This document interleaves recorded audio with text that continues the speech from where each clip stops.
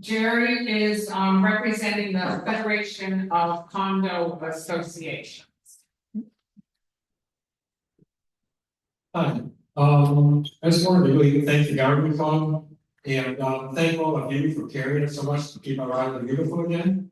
And I don't want to take time, but if anyone is not a member of our federation, we have 70 HOAs. See me afterwards and I'll talk to you about it. So enjoy. All right, I'm going to introduce our panel and I'm going to introduce them all together.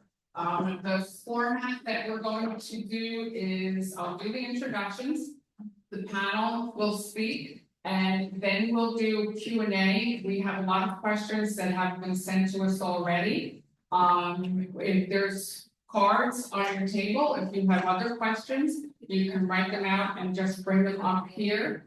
And then hopefully we're going to get a lot of information from this. Some of the questions we found people are asking about the same issues. So I think there's going to be a lot to learn, a lot for us to take home. So, Dr. Ryan Gandy.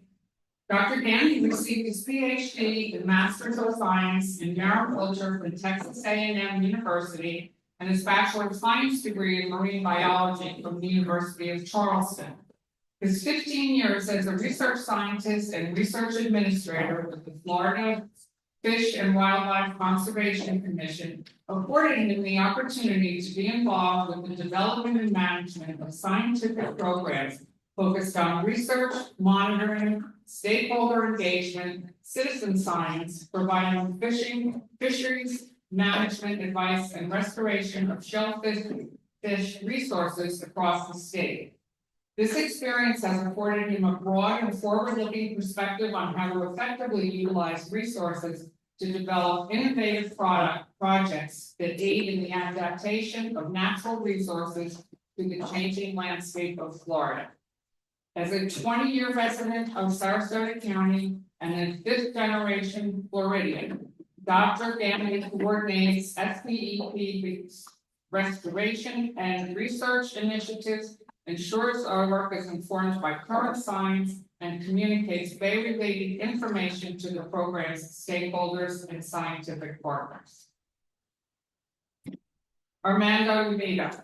Armando J. Uvito is the Florida Sea Grant Extension Agent of U.S. IFAS Extension Sarasota County.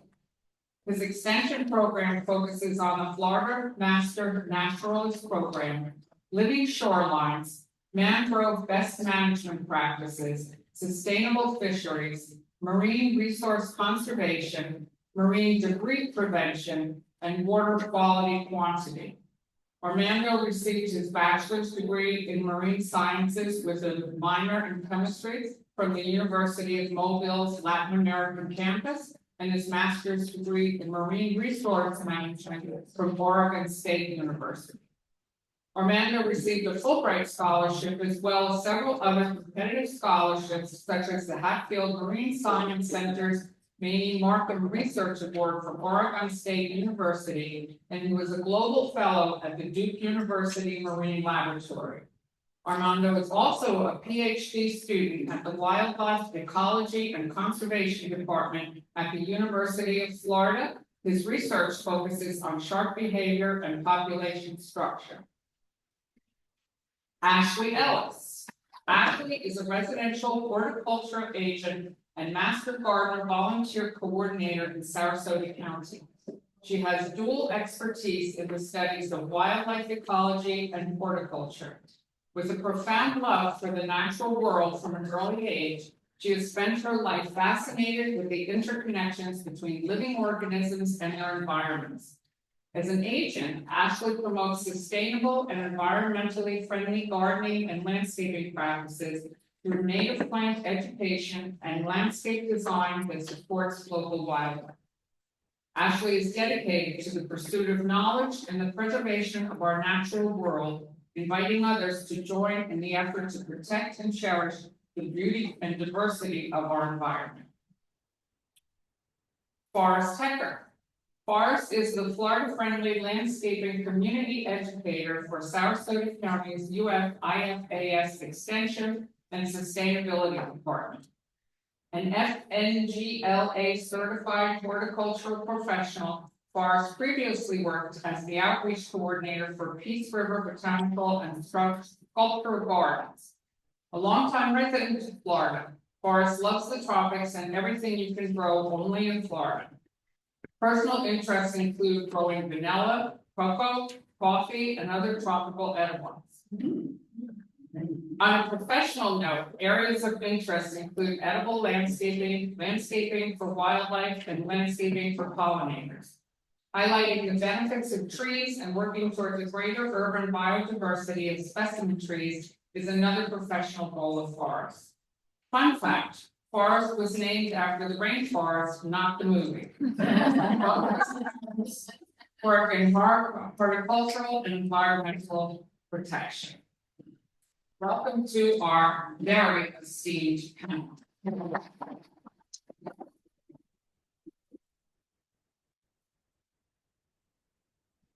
So I'm going to turn this over to the panel right now.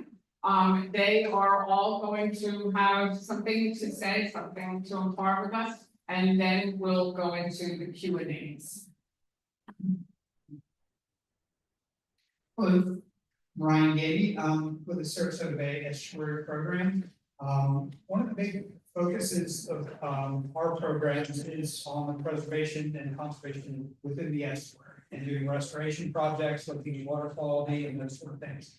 One of the big things that's come to light, is that we're living in a changing world, and it's changing more rapidly over time. During my career, starting off with marine fisheries, we were seeing changes in marine fisheries 10, 20 years ago that now are just accelerating, changes in spawning periods and things like that. That's all related to the environment that those critters are living in. And so to better understand that environment, it's not just trying to get those environments back to a previous state, because once you have an environment changing, you really need to start looking forward. And I think what we're seeing now is an opportunity to really look forward to what the state of our barrier islands are going to be, what our environment's going to be, and try to meet it where it's going to be in a few years. So we're not wasting time and precious resources trying to get it back to a state that it might not be sustainable by. And so, being able to look at that in an adaptable way, but also looking at that as far as where we work. Out here, you're on a barrier island. A lot of folks, think that, this has been here in this state forever. Well, actually, the barrier island out here only popped up about 5,000 years ago.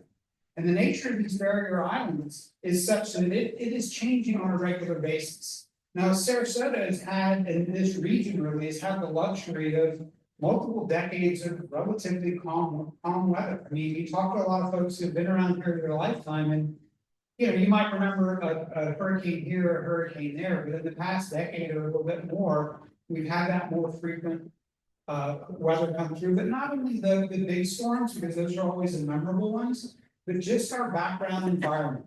If you look at how we've been in, say, the past 4 or 5 years, we've had some summers with bluebird skies, so we've had very high temperatures, very unseasonably dry weather. We've had wet seasons that are just going. Think about June or in Invest 97L, we had very early in the season, we had 10 inches of rain in just a few hours. So that system is changing, and we have to take into account that when we're starting to think about how we're looking forward.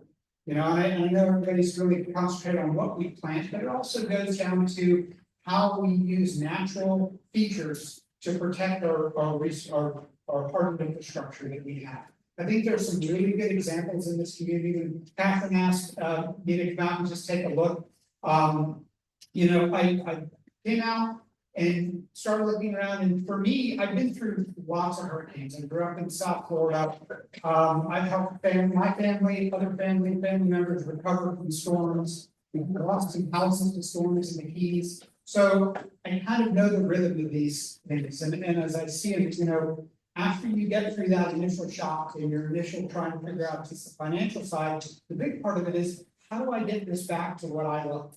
Or bring it back to something that's resilient. One takeaway I've always had from being in communities after these and watching them long term is that sharing of information and learning so you can build it back more resilient over time. And one of the things we talked about when I got out there was what's alive. That's what really I look at, is what survived out of here, what is doing well, and how can we use those features to really make something that is adaptive and is resilient to drier times, wetter times, and then hurricanes when they come through, or adverse events. So those are really knowing where that system is headed is a great thing. And a couple examples, one was I did right after the hurricanes, we did a lot of sampling, water quality sampling, looking at because our watershed as it flows into the bay, we want to see how the bay responds to that. Well, as we're going down, you're seeing areas where you have good sized mangroves, natural features, and on the backside, you're not seeing the boats turned over, the lifts knocked down as much as you would see in the open areas. And when I got out here, that was the first thing I noticed, is the 10-foot mangroves that were on the property of Windward Bay. And the dock and the boats seem to have fared fairly well compared to other areas that might not be or might be more open. And so that's a really good example. And the reason I bring it up because it's a relatable one, but it also goes along the lines of using natural features and getting back to using natural features for what they do, because those mangroves can attenuate, a large portion of the wave energy that's coming in, and keeps that off your buildings, keeps that off your sidewalks. So there's a lot to that, and there's a lot more of that to unpack, but it's just a concept I wanted to plant about how we can go about becoming more resilient, but still have a very, very nice area to be in. So in the estuary program, I'm glad to make the connections and bring folks in, but really our extension agents through Sarasota County and our extension network of folks really have the resources and the expertise to help out with figuring out what you guys can do in the short term to help recover, and then help come up with some ideas about long-term planning and that sort of thing. So that's just kind of where I wanted to leave it, and so I'll turn it over to Armando. Yeah. Thank you, and that was a great introduction of where we are and what we're looking forward to do. So I guess I'm just gonna give you a little bit of overview of what extension is, and then we're gonna speak a little bit about our programs to make more sense with the type of questions you might have and we could break them, but obviously we'll tune in if you feel like it. And feel free to interrupt me at any time. Just raise your hand, don't waste the last minute, at least that's for me. I don't know for the others, but anyway, can you go to the next slide, please? So what is extension? Extension is the will, for the most part, we are extension faculty. That means that we are part of the University of Florida, the Land-Grant University, in partnership with the county. So you see all the extension agents around the state are in partnership with the county where they are. So there's extension office in Manatee County, there's extension office in Sarasota County, and so on and so on. You might recognize some of the logos that we have here. This is some of the programs that we have. I am with the Florida Sea Grant, which is a NOAA program. The same thing is to expand the knowledge of the university into our communities. Next slide, please. So this is kind of same thing I show you instead of logos, sentences, and kind of names of programs. But that's the main core areas that we are helping our guests or communities. So the idea of extension is to bring all that knowledge through the university into our communities and bring all those questions that the community has back to the university in case we can answer them. So it's to create sustainable communities, resilience, promote economy, but also maintaining and preserving our natural resources, which are key for the health of the environment and the health of our economies. So that's kind of like the programs that we are in, and I'm a natural resources program for that matters. Next slide, please. So particular about my programs, you already heard the description. You went from mangroves to sharks. So my programs are very diverse, same with my interests. But if I have to pick up 3 programs, the reason I'm here right now, I deal with one of my main programs is about living shoreline, which is basically using natural elements to try to control erosion. Erosion is a normal process, especially if you live by water, obviously. And how can we maintain the shoreline? How we can protect the appropriate infrastructure using natural elements that maintain some of these ecological services that these natural elements provide, like storm, reducing the storm surge from mangroves, pollutants, which pollutant, nutrients, all the different things. So living shoreline is more like a concept and methodology. And you can use different natural elements depending where you are, like the oysters, mangroves, salt marshes, and so on. My next program that I think I'm resigning here as well is because I teach about mangrove best management practices, and that goes from trimming to how to maintain them, regulations, removal of invasive species, what native plants you might want to use depending where you are in the ecosystem, and that's where kind of our programs will but that's kind of overall, and I'm gonna expand more when your questions come in, but that's the overview of who I am and kind of what the mission is. So I'm gonna pass to my colleague here. I'll go, then I'll hand it over to Ashley. But my name is Forrest. I'm the Florida Community Landscaping Community Educator. So my job is really centered around water quality and conserving water. That was why the Florida Friendly Landscaping Program was created 30 years ago, to protect our water quality. So many of us have moved here to Florida because of our water quality and our amazing beaches and natural resources. So, and then conserving water. So, most of my day-to-day job is going out to communities, going out to HOAs. They request me as a speaker, and I go and talk to them about the benefits of switching over to Florida-friendly landscaping, how you can lower your maintenance, use less water, use less fertilizer, lower your inputs, and you protect our natural resources at the same time. One of those communities, I'm not going to say it by name, but it's right down the road. It's a bunch of condos on Longboat Key, and I went out there and I visited them in 2022 originally, and they had a super lush tropical landscape full of these philodendrons and other like tropical plants that you wouldn't get away with having unless you had a consistent freshwater source. And that's what they had. They had multiple wells that had been dug in the 70s and 80s throughout the property, and they were watering. And this community, they started to see their landscape decline. They started to see the philodendron plants get crinkled, dead corners to their leaves, and they started getting worse and worse.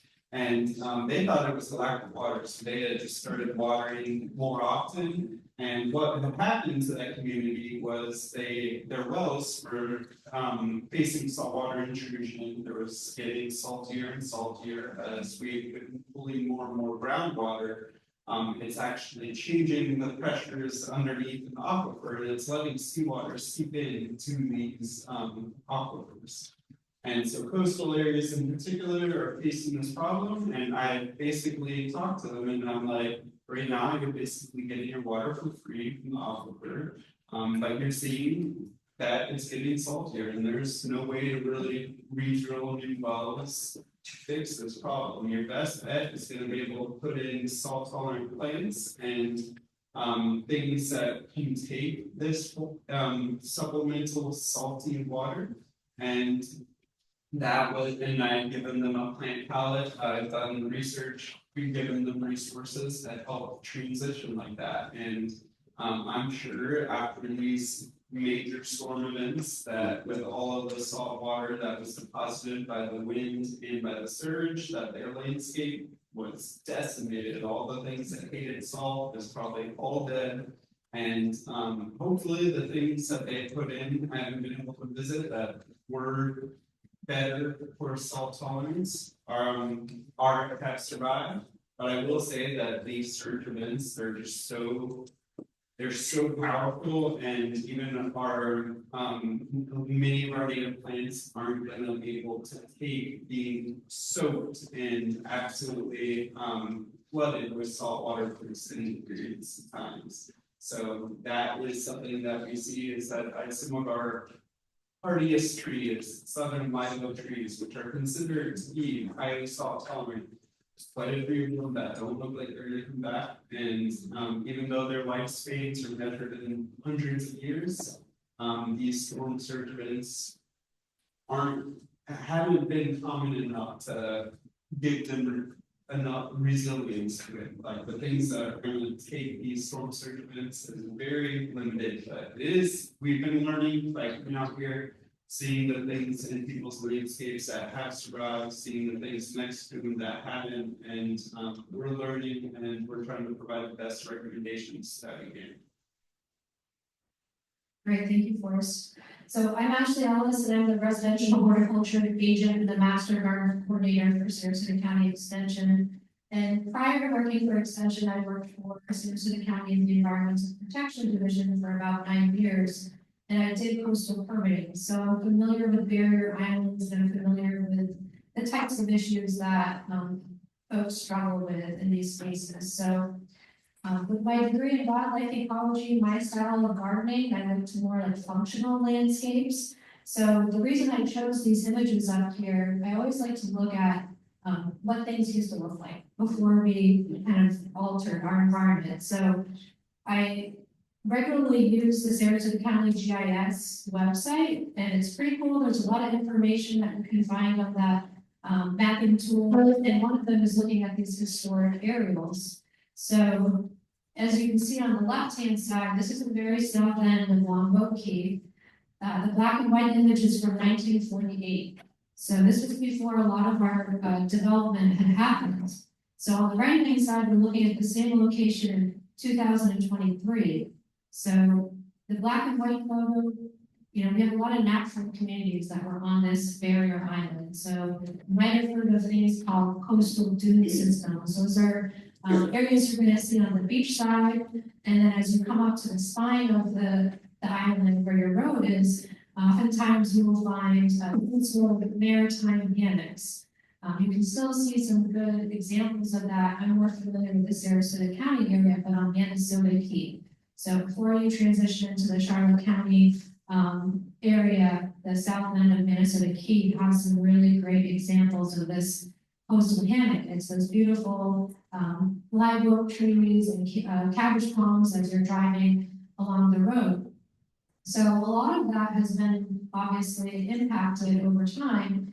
And we have golf courses, we have homes, we have hotels, all the likes. So when I think about landscaping, especially in what I consider quite a harsh environment, which is a barrier island that's constantly under these different environmental pressures, I try to think about what plants are naturally surviving here.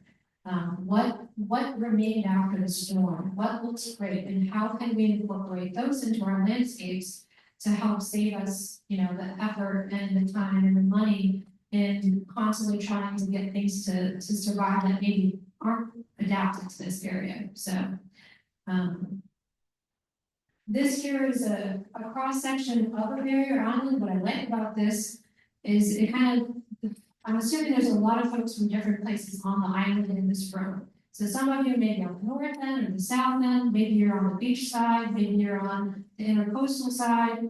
Now, this image is from North Carolina, so their barrier islands are slightly different than ours. But when you're coming from the Gulf, you know, you have the open sand beach, and we're going to see different types of plants that are capable of living in these zones. So I often tell people that come to my classes, if they're looking at redoing a landscape, is to go visit natural areas and try to see, like, if you have a full sun place in your landscape, maybe go to the beach and see what are these plants that are growing in those full sun areas with really sandy soils with very little help.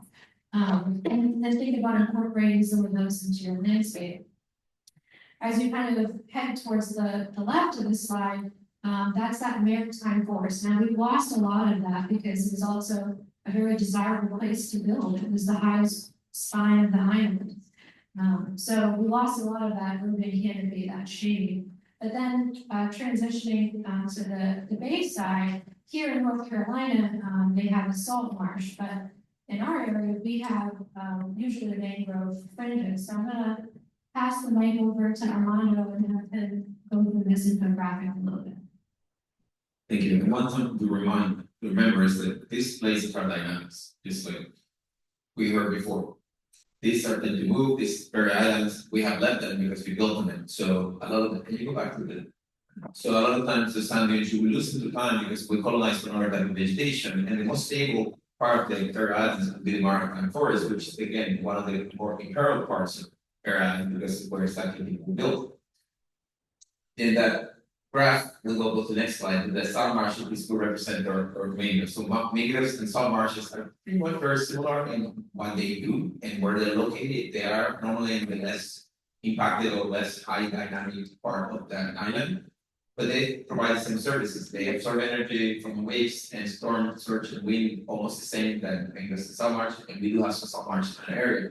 This is an example of red mangroves where they're able to, because the way they grow, all these different adaptations they have to be stabilized themselves. They're really good at creating this very complex array of like web of root and branches of things, which really reduces wind and storm surge. And not only the water coming from the Gulf side in this case, but also when the water comes in and leaves it goes back out. That's a lot of force as well to anticipate. A lot of the damage when the water comes in is when the water retreats. And that's when we see a lot of like riprap and seawalls, all this great infrastructure fading, not when the water hits or when the water retreats. So these trees prevent that much efficient way than any great infrastructure. So that's really an example of the very island, some of the fact that we want to maintain if they're there. But like my colleagues here said, the first thing to do is to look what is there, what is growing successfully, and hopefully something in, right, that we can utilize. But it's looking at understanding the dynamics and what kind of environment you have. So you can mimic those kind of environments and you can make your infrastructure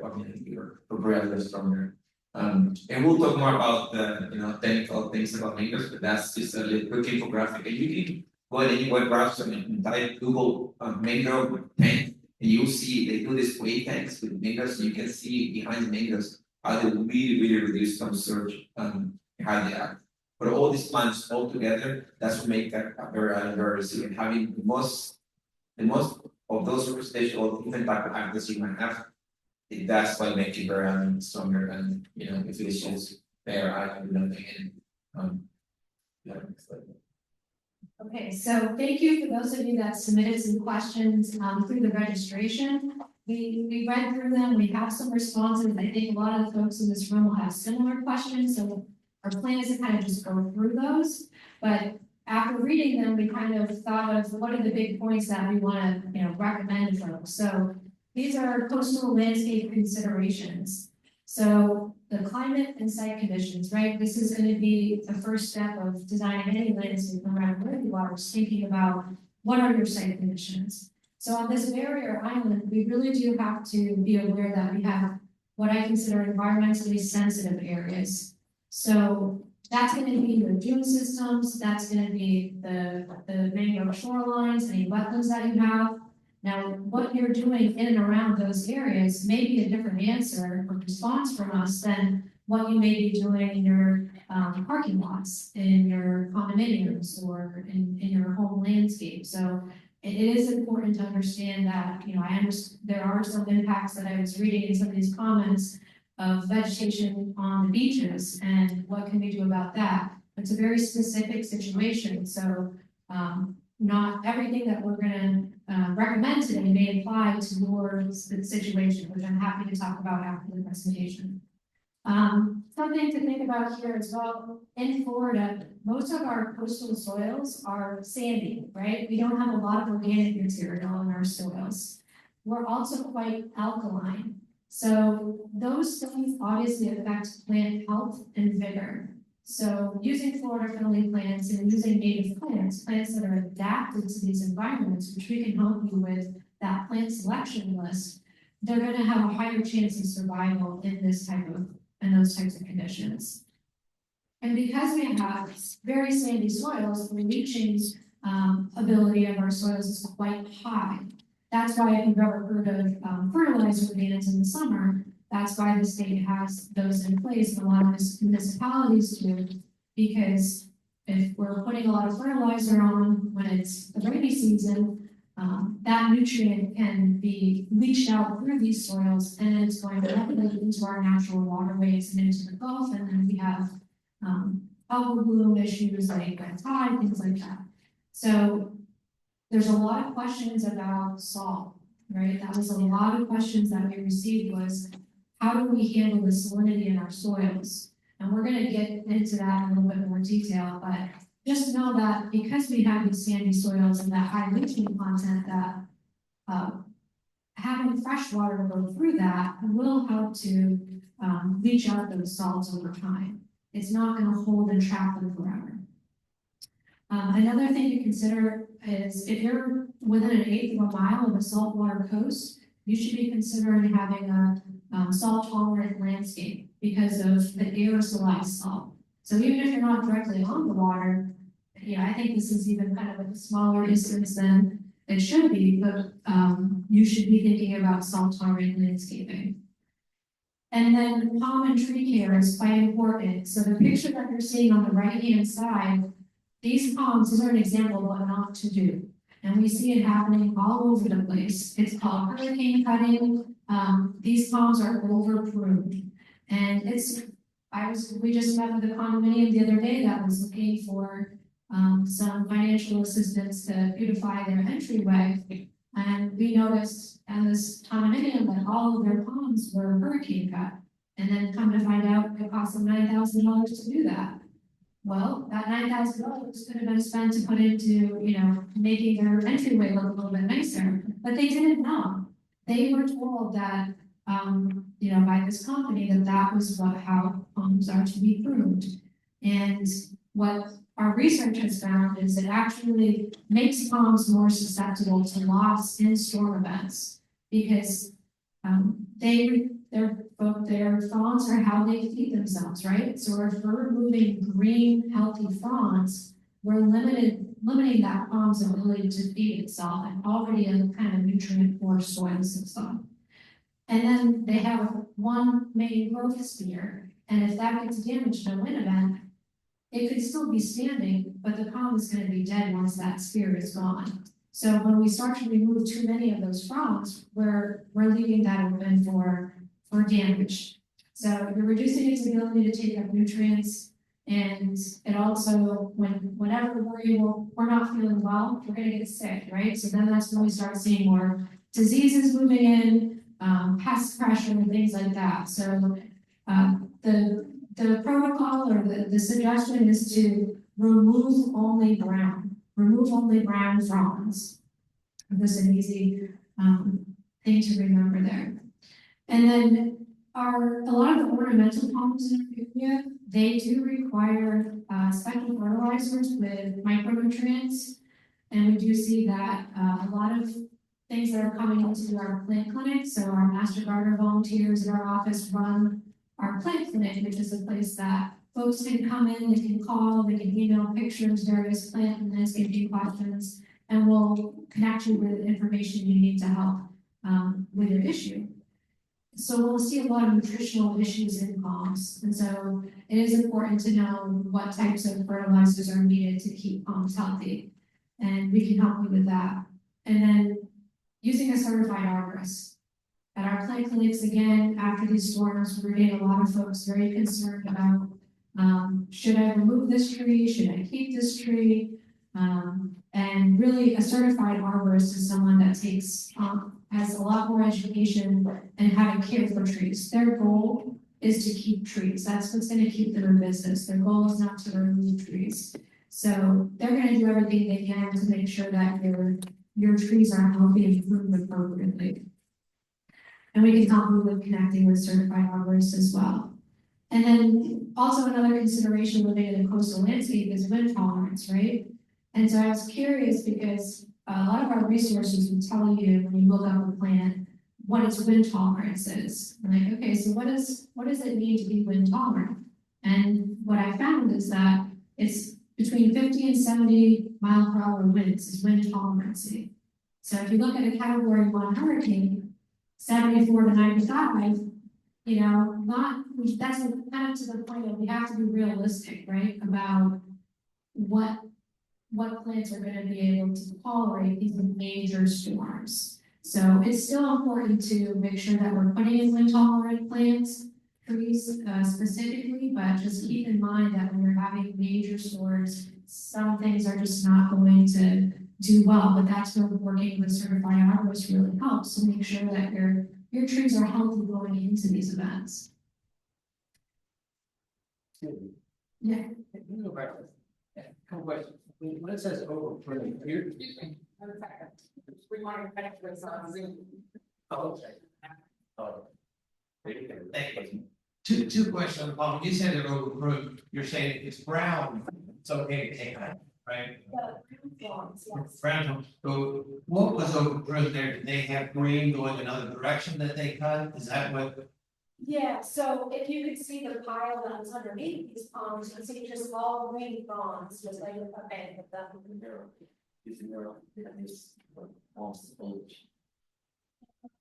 Oh, look at that. Yeah. It's kind of hard to tell, I don't know if you guys can see it, but in the mirror behind us, there's a sailboat, and you can see on the other side, there's a. It looks like they're supposed to be cabbage palms, but they call it the beard. Yes, and there's a lot of resources when you came in, and I did put them out as people were coming in, so you may not have gotten it. But the ladies are holding it up in the back, there's a green wrap card, you're welcome to take that. And it shows you it's pre-pruned and after pruned. So if it's green, leave it alone, if it's brown, cut. Yeah, you can remove it if it's brown. Okay. Yeah. My other quick question, when you talk about certified arborists, is that they generally have their own firm, are they generally with landscape companies, are they with landscape architects? Or? So this is it's gonna be in here. So this is a QR code on the right-hand side of this slide. So if you have a smartphone, and there's also printed sheets of this paper out at the front, you're welcome to take with you as well. But if you have a smartphone and you turn your camera on and you face it at that QR code, a link is going to show up, or should show up on your screen, and it's gonna bring you to this website. Basically, it's a Linktree website where I gather all of this information that I've been sharing out with people with questions about coastal landscaping. And it includes a section there about tree and pond care. So there is a website, it's treesaregood.org, where you can search for a certified arborist near you. If you can type in your zip code and it will give you a whole list of names.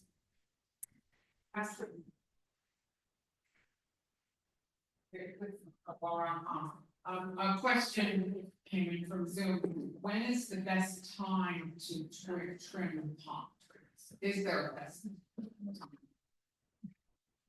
I just wanna add that if you're gonna have somebody working in your mangroves, that person, well, depending on where you are, it needs to be a certified mangrove trimmer. So if you start from a county, they have to be certified mangrove trimmers.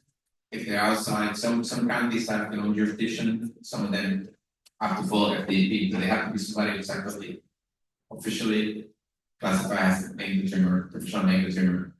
And they should be able to provide that, and if they don't know what that is, if you ask them if they are and they don't know what you're asking them, then obviously they're not. And the county has a list of who it is, so you can go and I'm sure one of the county, but if you have issue finding out, we can also help you with that.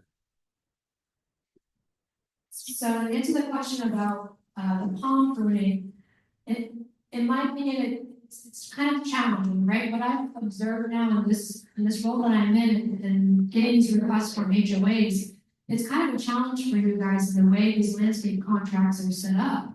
Is you may have, I'm not sure exactly how the schedules get set up, but I don't know that the work is always being done, with the overall health of the palm in mind. So you also have these large tracts of land, and I understand like the level of effort that's needed to manage this. It may not be reasonable to think about, well, this palm has got some brown fronds right now, I can have somebody come out and take a look at it today. I'm assuming they do something like they just come in one day and they just do them all at once. So again, it's just thinking only removing the brown fronds, and that's gonna be different for every palm throughout the year. So I don't have an easy answer for that one. But this website, some of the things, there's a lot of information that's gonna be on there. I'm happy to walk you guys through it after this. There's a lot of questions that I do want to get to, but some of the most important things are, when you go to this website, there's gonna be a link for our extension upcoming classes and tours. So we're only getting a short time with you all here, but we have classes throughout the year on a number of subjects, and they're mostly free. A lot of them are at extension office or at libraries, like Forrest said, we will come to you. So please do take a look at that, and you'll get a little bit more detailed information with some of the subject matter that maybe you have more interest in. The Florida Friendly Landscaping Program that Forrest mentioned, you would have seen some books in front. There's a really great guide that you're welcome to pick up on your way out that has talks about the 9 principles of Florida Friendly Landscaping, and it has some nice pictures of plants in the back, and it tells you about those site characteristics. So whether it's a plant that prefers full sun or part shade, or wind tolerance, or how big it's gonna get, things like that. We also offer soil and water testing at our office, so we can test for pH and we can test for salinity. And there's forms that are out front there, and I'm happy to talk more with folks after this on how to go about doing that. And then we also have resources for HOAs. Our office developed this program called the Neighborhoods Best Practices Program. It's completely free. It's an online class, and there were some cards out at the front desk that please take a look at that. But it's intended for board members. It's intended for residents, property managers, and it kind of goes through the frequently asked questions that we receive at the extension office, from stormwater pond management to landscaping management, to preserve areas, invasive species, all this information that I think you guys might find helpful as well. And then we also put out blogs, we go on social media, we have newsletters, so it's a way to kind of hook up with that information that's staying current. And then I had some questions about coastal permitting. It's not something that we do at the extension office, but in my previous role, I am, I'm professionally connected with the environmental permitting department in Sarasota County, so they're always working with coastal consultants and engineers and things like that. So they've developed a list of folks for convenience, because I know it's not always so easy just to look up in the yellow pages for someone like that. So we can help you with that. And then I think that covers it. Unless anybody else on the panel has something they want to share, the next thing I was going to do is just pull up the questions that we received, and we'll kind of go through those. So we don't go over regulations much, but we do have documents that answer the question if you need a permit or not. So we have like a decision tree, especially when it comes to planting for living shorelines. Then you navigate and say, okay, I'm trying to do this. And it walks you through it, and then tell you, you need this kind of permit. And you have to go to the person. So even though we don't do the regulatory, we do have a lot of information about what kind of permit you might need to do the project. So it's a good way to start with resources, then move on into the regulators. And again, this is not just one time visit. If something's not clear, you have a question, I'm happy to follow up with you like everybody else. Real quick, I just wanted to put kind of a thought in everybody's head about this, because you're gonna get a lot of information, you're gonna go home, and everybody kind of goes back and goes, oh my gosh. I'm amazed at the amount of turnout this community's had and what your interest in this is, and I would really encourage you to continue this level of engagement with each other, because I think we were talking about it earlier. It's like a recipe, right? And everybody's gonna go back and is gonna make the recipe a little bit different based on the information they have.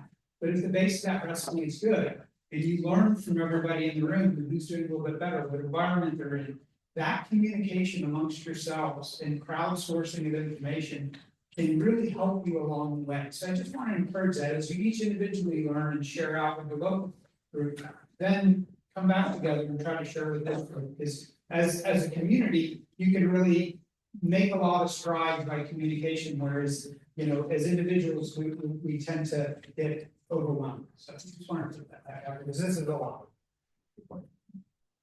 Maybe 6 questions. So we got, and some of these are, and we've had a couple of questions about grass, okay, sod. And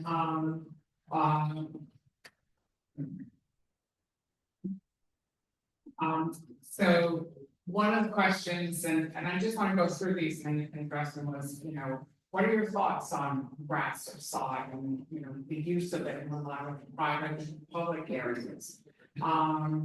Another question specifically came up from an HOA, that had,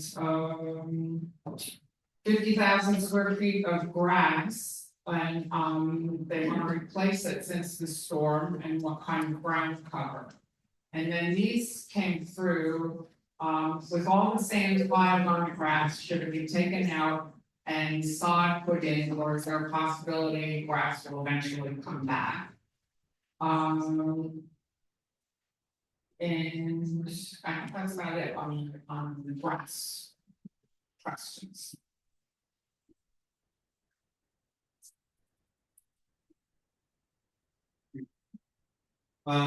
So I'll speak to this, grass is, unless it's providing a very specific function, physical function in a landscape, it is not considered Florida friendly. All the grass species are non-native and, they're very high maintenance, they're very high in inputs, you need lots of water, you need lots of mowing.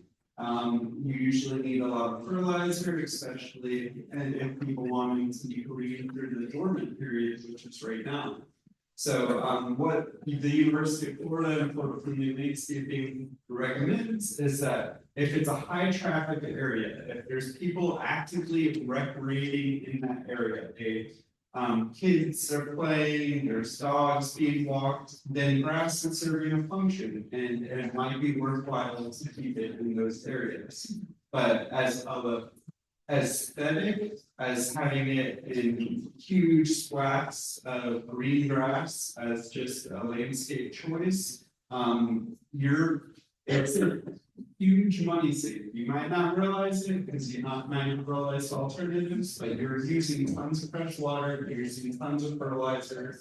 In the summertime, they're mowing it 2 or 3 times a week. And if you replace that with shrubs and landscaping and trees, you're gonna use a lot less natural resources and it will provide different functions. So my personal suggestion is mimicking those natural ecosystems that would be occurring here. We have some really beautiful coastal ground covers. If you're going to take out the irrigation, getting rid of the grass, you can put in things like June sunflowers and mass plantings. You can put in muley grass and mass plantings, railroad vine, mass plantings. And even better, in my opinion, if you can place it in places that aren't going to impact your view shed, but putting in things, recreating that coastal forest, putting in places where after you guys are at the beach, you can go under some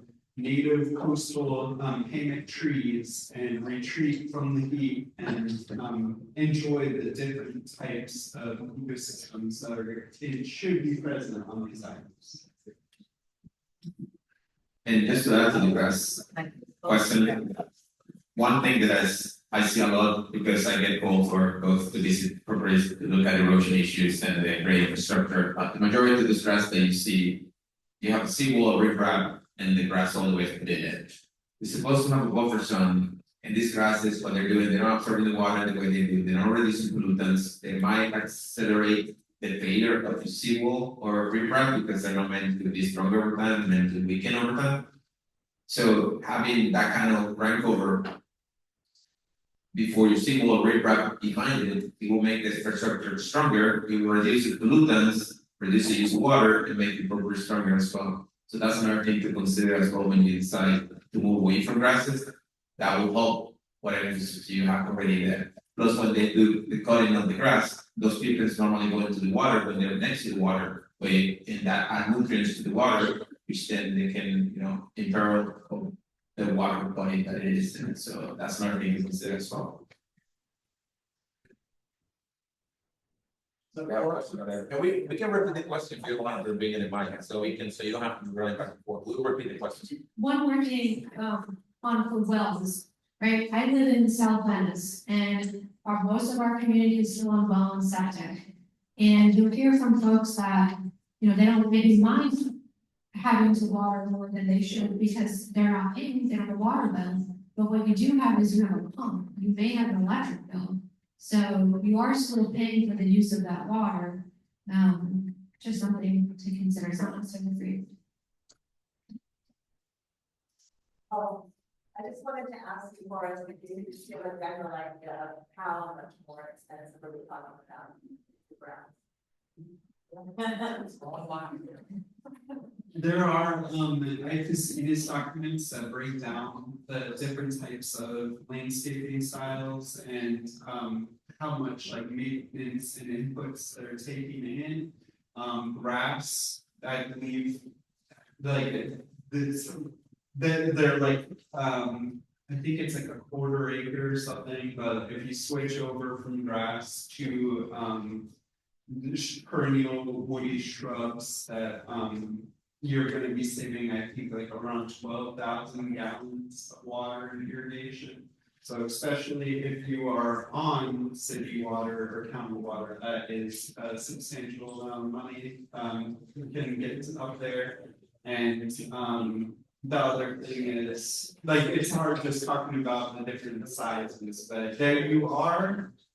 And the one thing to consider is that the University of Florida has done studies and breaking it down and the maintenance labor that's required for these big grassy areas versus landscape beds.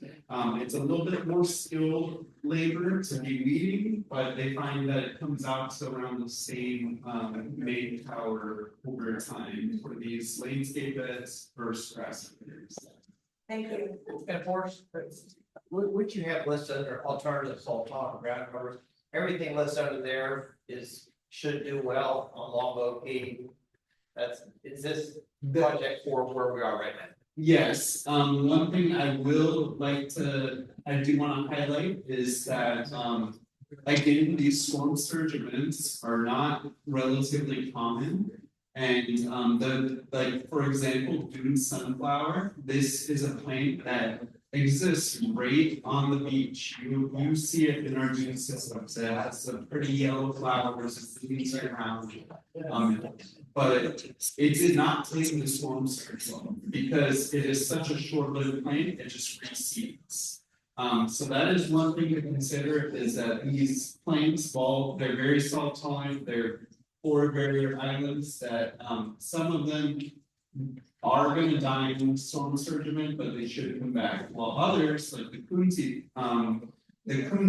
cycad, which is the only native cycad in North America. That thing, it's like a bulletproof plant, and I've seen that it took the scourge, and it is still as evergreen as it always is, so. Yeah, we did compile that list with our location in mind.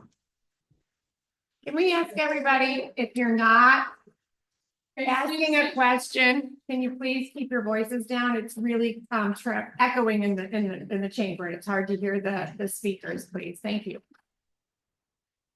Two questions. I'm in the middle of originally when our grass died for whatever reason we put seed down. I was told because of some of the damage that seed really doesn't work till you have to use stock. And before you do that, you should probably put some gypsum on the ground. How do you feel about the gypsum issue and on the side versus seed?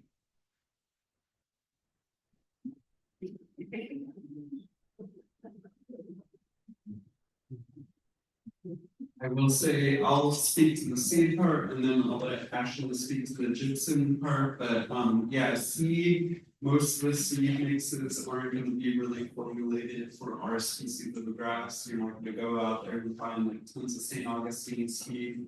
Seed, most of these are spreading through rhizomes. There's specific cultivars that have been bred to have specific qualities depending on height, water, drought tolerance, and they've been breeding these plants. So they're normally sold through turf to keep those characteristics. And yeah, a lot of the grass seed out there like rye, it's can kind of glean off your lawn in the wintertime, but it's not really a long-term solution and it isn't really worthwhile for big areas. So some of the things that we're experiencing after the storms, there's not a lot of research out there. So part of this panel is helping to develop that needs assessment. So we really appreciate all of you coming together like this with these questions, because that's our job, is to find the resources to get you the information you need, but if they don't exist, then it helps us to develop where the needs need to be met. And so that's where we get to work with researchers at the University of Florida that have far more knowledge in some of these topics than maybe either any of us do. So regarding the gypsum, I don't have personal experience with the use of this. What I could find, because I've heard other folks that have been using it from extension publications, is that in our sandy soils, it's not extremely effective because it's also a salt itself. So it doesn't really hold, our sandy soils doesn't really hold it to have the effectiveness that maybe it would have in more organic type of soil. And wait, I'll speak one more second to that, but yeah, the gypsum is basically, in the soil, how it functions is it just takes priority over the sodium chloride, and it lets the sodium chloride go through quicker. And like Ashley said, our soils are usually so sandy, it doesn't really do much, it doesn't really justify the cost in that application for our landscapes. And then another thing is everyone's so worried about the salt in their soil. We've had tons of people bring in soil samples, and we have found high levels of salt in these soils. But the thing is our soils are so sandy that once we do get rain, it should get flushed out relatively quickly. The salt that was deposited in the upper couple inches of the soil, it will get washed out at a rate of around 1 inch of fresh water. It will push it down around 6 inches. And but the one other thing to think about is we're talking about 1 inch going through the soil. So if you're properly irrigating, you're putting around a 1/2 inch to 3/4 inch of water in your landscape during this dry season, and that is getting the upper foot and a half of soil saturated, but it's not going through the soil, it's not flushing anything. So we do really hope that we'll get some big major rain events that will drop a few inches of rain, and then it will hopefully flush the remaining salt out of the soil. So if we have some questions about that. There's a couple of questions here about sea oats and sea grapes. I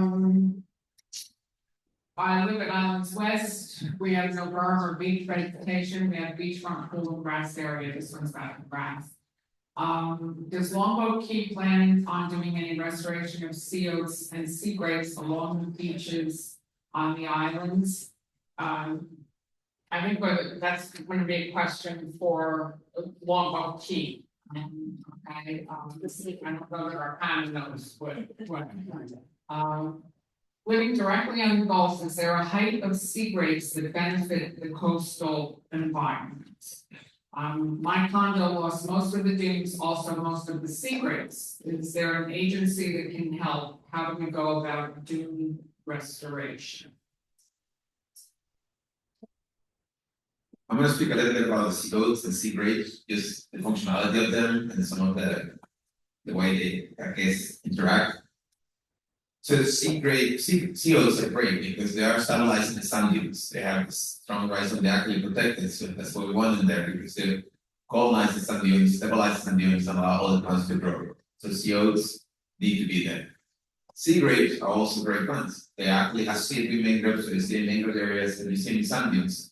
The problem with sea grapes now, and they still degrade, and they're protected when they sand dune systems as well, is that before we were here, or when we were here, not us, a lot of this vegetation was controlled by fire. So a lot of these fires, like in other upland systems, the sea grapes will burn down and they wouldn't grow into these massive trees that they grow, some sea grapes. So now we don't let that fire get into Berry Islands and sand dunes. And the sea grapes are so massive that sometimes those few shadow the seals. And that's when people are like, well, the sea grapes are killing seals, vice versa. So we need them both. It's kind of like an equilibrium kind of thing. But they're both great plants. So what the plants for Longboat Key, I don't know, honestly. But yeah, we can talk more about the other persons and So as far as the question about height, I don't know if there's any research out there that tells you, you know, a certain height is gonna have this much benefit for erosion control. I think just having healthy trees. I see a lot of times of the battling with view shed over maybe common sense sometimes. So we're seeing a lot on our beaches and waterfronts, plants that are being hacked down. And, you know, that's certainly affecting that plant's ability to help with stabilization of the dune and erosion control. And again, we're not regulators here, but there are regulations, obviously with the mangroves that we've talked about a little bit. But dune vegetation itself, not even just sea grapes, but the sea oats, any native dune vegetation that's part of a dune system does have a level of protection. So I can't speak to how that is handled here in the town of Longboat, but in Sarasota County, all of the dune vegetation was protected, even if it's on private property. So folks were encouraged to maintain that and not go in and spray herbicides or lower it in any way. So we do have a contact here. So in one of those, the printout with the UFICUS resources, that goes you to that Linktree website. There is a coastal permitting, I believe, is the subject line. And I believe here in the town of Longboat, you would be working with a regional permitting specialist with the Department of Environmental Protection of the state. So I do have a name for that person. Some of those types of questions about if you're wondering, can I even remove dead native vegetation from the beach? They're gonna wanna know like how you're gonna do it. Are you bringing out heavy equipment?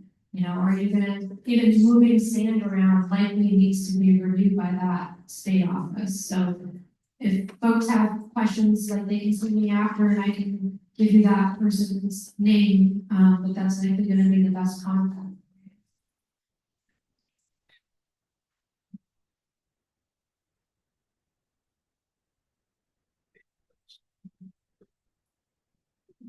and the red.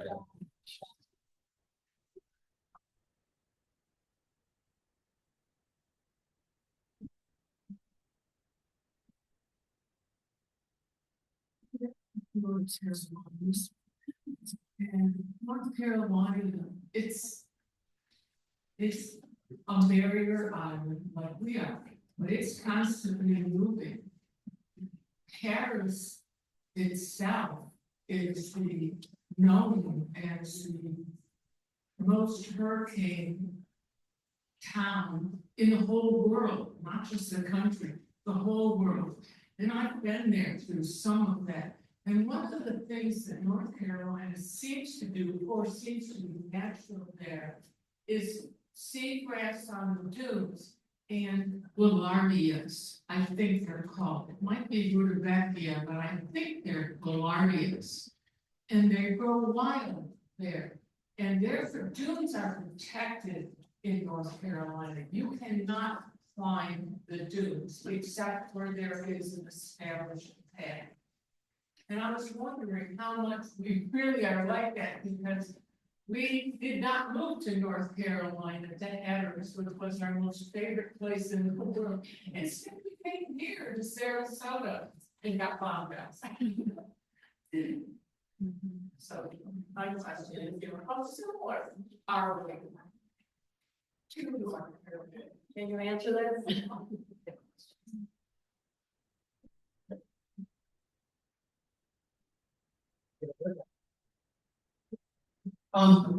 So North Carolina, I think the reference is mainly in the context of what a barrier island is in the image I shown. But a couple different things between us and the Hatteras and barrier islands there is the amount of energy that's in that system. I mean, they get big northeasters and they get lots of wind and lots of swell. And that system is, those dunes are that big for a reason, because they can build up from the wind and the accretion of sand. Whereas here, you all moved here, maybe because it's really balmy. It's a nice, I mean, how many times you got in the Gulf and it's flat foam and just a great place to just float, right? And so what that does is if you look at our dunes and our barrier islands, they may not move much unless we have a big storm. And our dunes are very small because we don't have the wind energy really to build them up. We really rely a lot on the Army Corps to pump our beaches up, right? And we lived here long enough, we've seen our neighbors erode back, they come in, their mission is to protect basically the property and the infrastructure that's there. So those will be pumped up, the little bit of wind and wave energy we have will build up small dunes. There have been some times where you see the Army Corps will build up dunes and they'll do a dune planting over to try to maintain those. And those times may come down the road with emergency funds or that sort of thing. But those are the big differences between a system like North Carolina that has that massive energy, and those barrier islands change on a very small time scale, where ours are really what we call stochastic. It takes big events really to break open our passes. You know, New Pass was a late 1800s pass from a hurricane. Midnight Pass is now open. So big differences in there. And so it means that our barrier islands don't build up as fast. So these erosive events, we have to take action. Chris. Yeah. Any audience questions?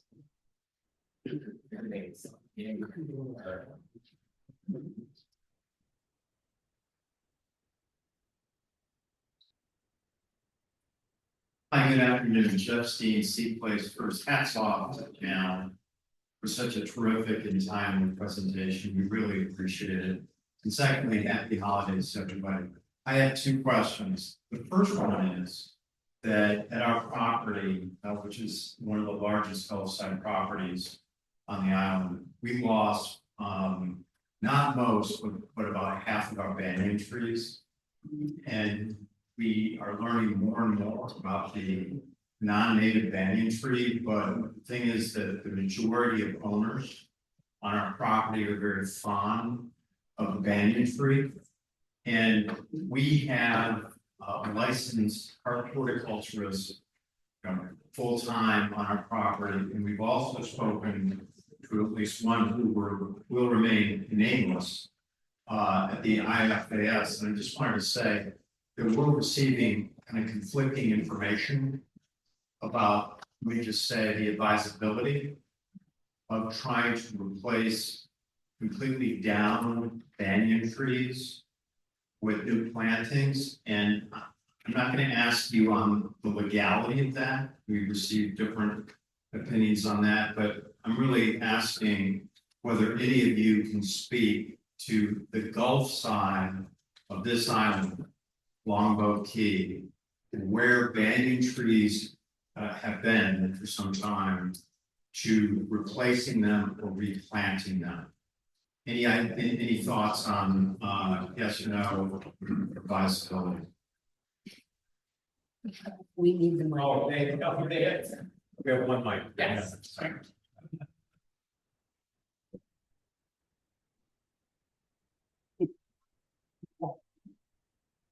Hello, so I do know some municipalities have like straight up banyan trees. I'm not sure if there's any in Sarasota County that have, so that would be the only legality of looking to replant it.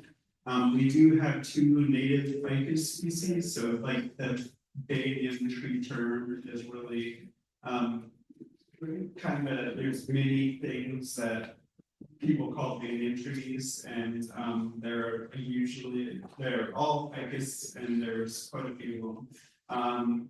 I would look at trying to plant the two native ones, our wild native string pig and our wild banyan tree. They're a little bit smaller, but they're going to be less aggressive long term. When it comes to replanting, if it's a place that they have thrived, it's likely they will thrive again, but until the next storm comes around, it's like, these things seem to be getting more common, but, again, there's such extreme events that many of our native, trees just aren't gonna hold up either to massive 10+ feet of storm surge. Category 3, 4 winds, these are catastrophic events, and there's very little that will withstand them. So even the native aliens wouldn't have that. So I'm not sure if I answered your question. Or I'll try to speak loudly. In our case, I can give you the genus and species, but I'll spare you with that. I mean, these are definitely Asian, these are definitely non-native, and I'm hearing you that your preference understandably is native, and I get that. And I understand those aren't the foreign banyan trees, those are hometown trees. yeah, and if it is the non-native ones, the thing about the invasive species, I don't believe any of the ficus fall under category 1 yet, but the category 2, like Bengalensis and some others, they're pretty much here, and you would just try to do your best to manage them, and just know that they do have a lot of problems that I would look into. Just they do get a lot of mushroom issues because they are prone to breakage, and that is usually the reason we see them to problem. Thank you. I just wanted to pick up on kind of a theme and that I don't want everybody to get, it's very easy to get overshadowed by these big events, right? We're looking at extreme events versus the long term, and if we're doing plantings and replanting, because I think of my own, the way I've replanted it, I've learned over 20 years in these storms what I can prop up and what I can't, and what is coming and gone. But that's the thing, is you're really planting for those interim times, right? Because once these big storms hit, a Cat 3 is a massive amount of energy.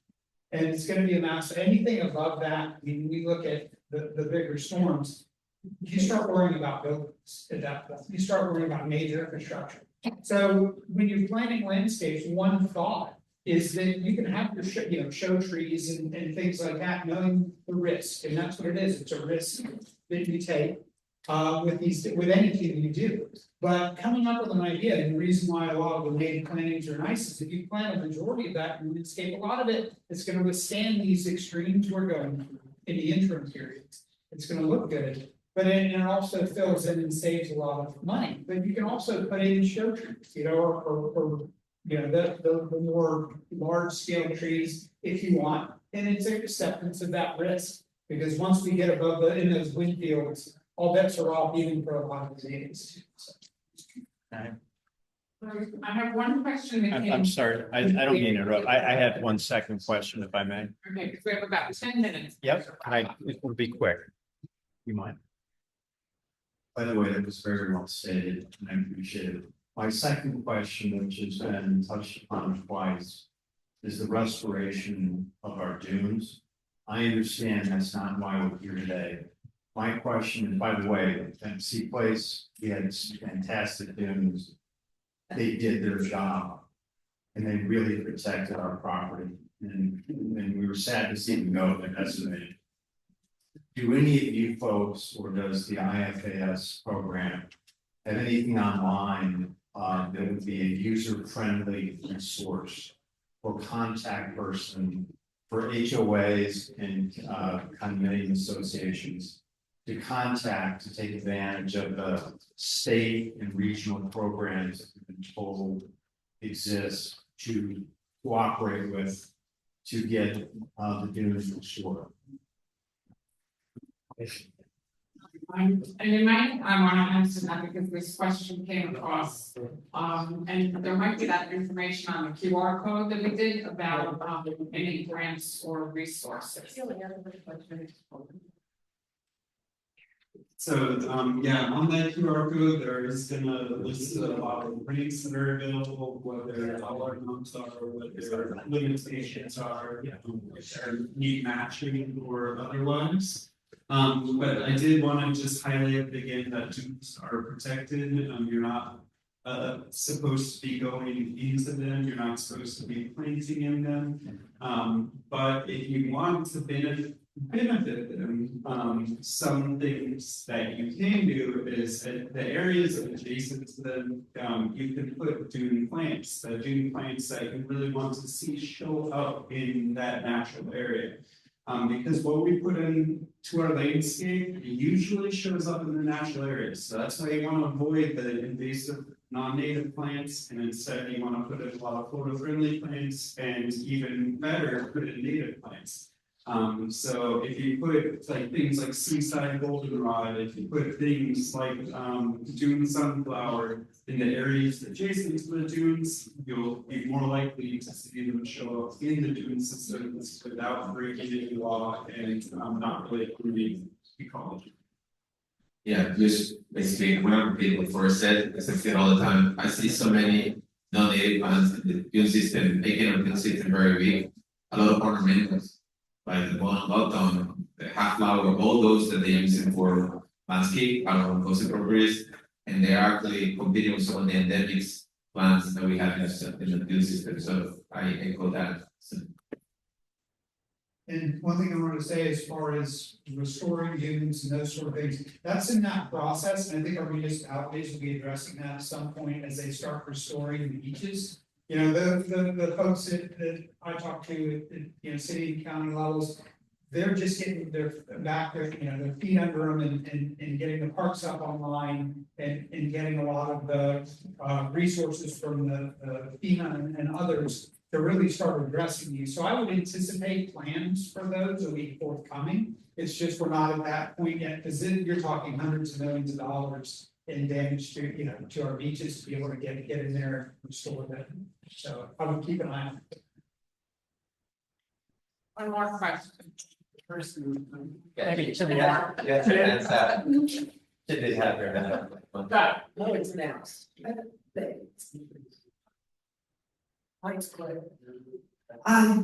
I grew up in Florida too, and I over the years helped revegetate the sea oats. Now, y'all scientists, is it effective, the revegetation of sea oats on the dunes? Because people have these projects, we get out there, and I just want to know historically what you've seen.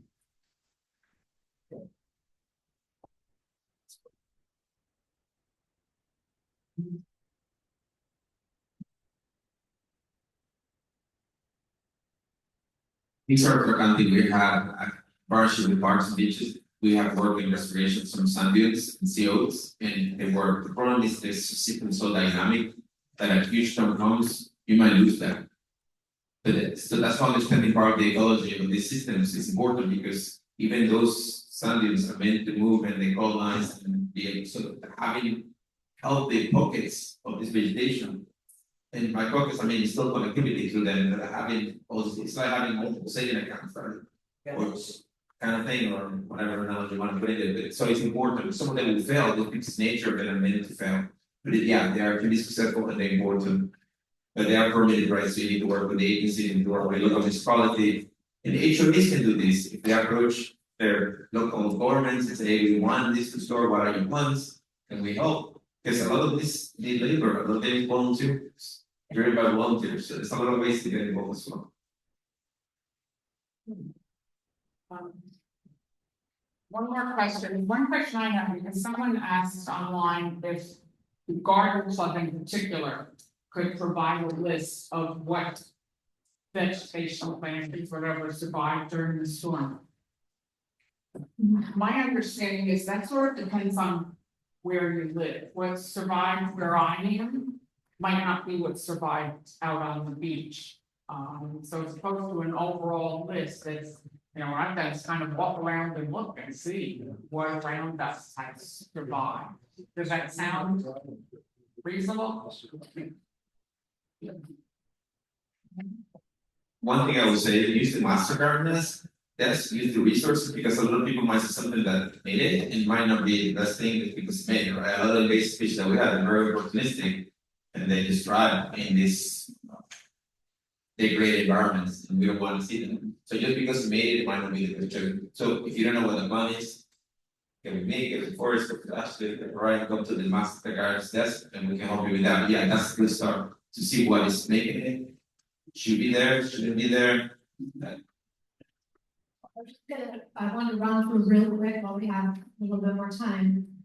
This is the website that I put together with all these resources. Like, we've touched on a lot of things today, and I knew people would want to do, you know, some homework after this.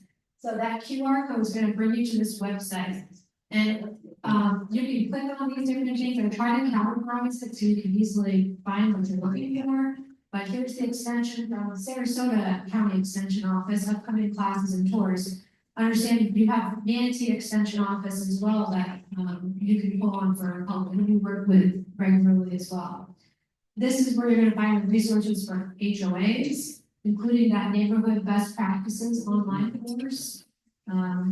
Owner-friendly landscaping resources. There's some really cool apps that are out there that are free that you can use. This is where I think the meat and potatoes of things are, is like what a lot of the questions were coming here about what's a replant. So this section of functional coastal landscapes, this is going to bring you to, for example, you click on that, it's going to bring you to these IFAS resources, so these extension resources. It will load. Oh, here we go. So here's a publication here about selecting tropical and subtropical tree species for wind resistance. We have salt tolerant plants for Florida, and we looked at resources specific to our growing region, right? We know the state of Florida is quite large, so not everything that's going to grow up in the panhandle is going to grow here. And yeah, so lots of different plant recommendations there. Tree care, the questions about finding an arborist, that's going to bring you to this website right here, find an arborist. So you can just click through that, put in your zip code, find someone local, some information on the pond care that we touched on, the soil and irrigation, water testing.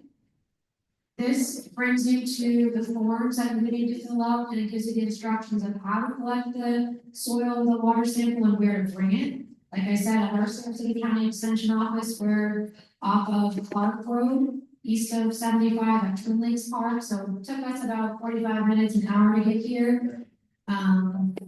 So we do soil and water testing just for pH and salinity. If you want to know more about the nutrients in your soil, you're going to want to use the University of Florida lab, and so there's information there on how to do that. And then managing saltwater intrusion, managing soil salinity, there's some more publications there. Environmental permitting contacts, that's come up a few times. So I would recommend, you know, reaching out to your town of Longboat Key to find out from them. I'm sure they have a list of resources there. There's also, this is the Florida Department of Environmental Protection, the Coastal Construction Control Line Program. So here they have, you can find your local regional permitting specialists. They may know about grant opportunities as well. So you don't necessarily have to give them, you know, have them come out to the property and look at all the stuff. Maybe you just over the phone try to find out what grants are available out there. And then some master gardener resources. More information on our plant clinics you can find.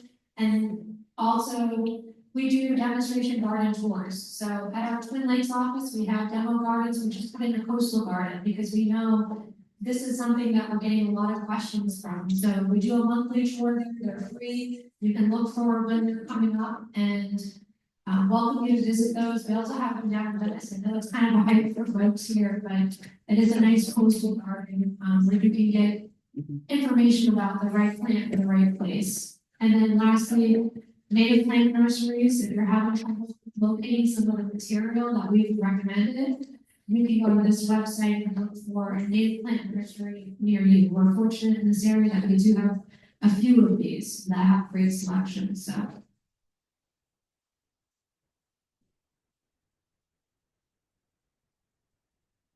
All right, a lot of information. A lot of information, even more available, if you scan that QR code. The Garden Club is also planning on having another similar program late in January. If you go on to lbkgardenclub.org, that's our website, it will let you updated on, there'll be more information on when that program is coming. Thank you so much to our town.